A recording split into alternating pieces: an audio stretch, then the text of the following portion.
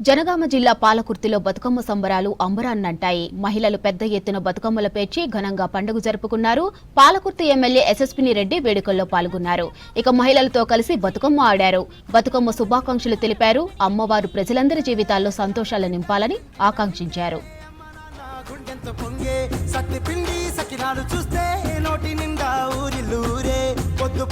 తమ్ముళ్ళు లేచి పూల కోసం బయలెల్లి ఉరికే శాపపరిచి వాకిళ్ళలోన చెల్లెళ్ళంతా బతుకమ్మ పేర్చే